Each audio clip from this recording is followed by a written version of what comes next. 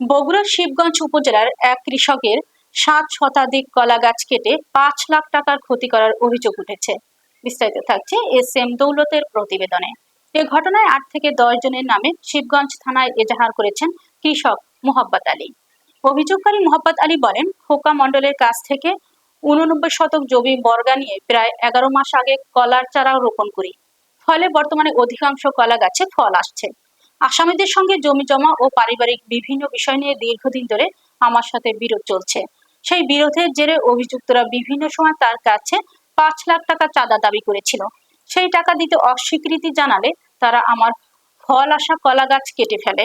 এ ঘটনায় আমার প্রায় 5 লাখ টাকার আর্থিক ক্ষতি হয়েছে। এজাহারভুক্ত আসামিরা হলেও বুলু মিয়া, খাজা মিয়া, রুহুল আমিন, জয়নাল, রানা মিয়া, পলাশ হোসেন, ফারুক হোসেন, রঞ্জু মিয়া সহ অজ্ঞাতনামা আরো 8 থেকে 10 জন। তাদের বিরুদ্ধে এজাহার করা হলে এখন তারা আমাকে মামলা তুলে নেওয়ার হুমকি দেয়। মামলা তুলে না নিলে হত্যার হুমকি দেওয়া হচ্ছে। বর্তমানে আমি নিরাপত্তাহীনতায় ভুগছি।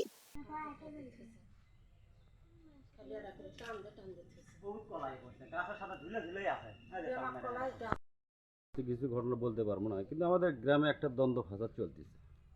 ওই দ্বন্দ্ব ফাসাদের মধ্যে আমি নাই, বা কেউ বলতেও পারবি না যে এই দ্বন্দ্ব ফাসাদের মধ্যে আমি। যাক, ওই বিষয়টা নিয়ে ওরা মামলা মোকদ্দমা চলতেছে ওদের। ভাইদি ভাই ওই রাতে 12টার দিকে ঘটনাস্থলে এই উলমে, খাজা, বুলুয়া, রানা মিয়া, পলাশ এরা রাতের 12টা-1টা পর্যন্ত ওদেরকে আমি এখানে দেখি। দেখার পর্যায়ে এক পর্যায়ে ওদের সাথে কথার একটু আমার কাটাকাটি হয়, ঝামেলা হয়, হইতে হয়নি। যাক, আমি তারপরে বাসায় গিয়ে ঘুমাইছি। ঘুমানোর পরে সকাল 7টার দিকে আমাদের এখানে এক অটোওয়ালা আমাকে যায় ডাকে তোলে, ভাই আপনার কলা কাটিয়ে শেষ করে ফেলে দিয়েছি। আমি আসলাম, একসাথে দেখি দেখা ঘটনা ঠিক। ঘটনাস্থলে বহুত লোক সবাইরই কথা ওরা ছাড়া এই কাম কেউ করেনি। আপনি চাওয়াটা কি এখন আপনার? আমার চাওয়াটা, যেহেতু 700 বেশি আমার এই কলার কাঁধ কাটছে, তবে আমার মোটামুটি 5 লক্ষ টাকার ক্ষতি করছে। আসলে আমার এই ক্ষতিটা কিভাবে পূরণ হবে, আমি এই বিষয়টা নিয়ে থানায় আশ্রয় নিয়েছি। আমি আশাবাদী যে আমার এই কলার এই বিষয়টা নিয়ে আমি আশাবাদী যে আমার কাজ আমি সফলতা করতে পারবো, এইগুলা আমার শেষ করি।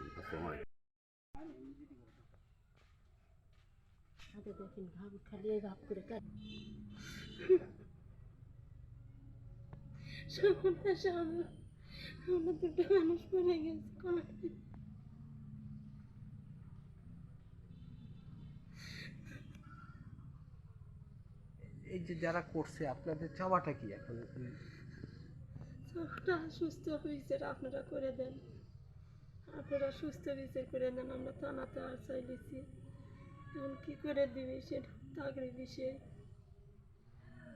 এই যে এত বড় একটা ক্ষতি হলো, সেটা এত বড় একটা ক্ষতি হলো, আপনারা কেন? এই রাস্তাতে ঘুরছে আমাদের বাড়ালাম, আমাদের কি লিয়া ঘটনা? ঘটনা একটা মেয়ে ব্যাপার ওই বিয়েনের সাথে সম্পর্ক বললাম না, সম্পর্ক হতো যে ওর বিয়েনের বেটা বেটি কেতাল করছে। ওই জায়গাতে আমরা গেছিলাম দেখতে যায় সন্ধ্যে আমাদের।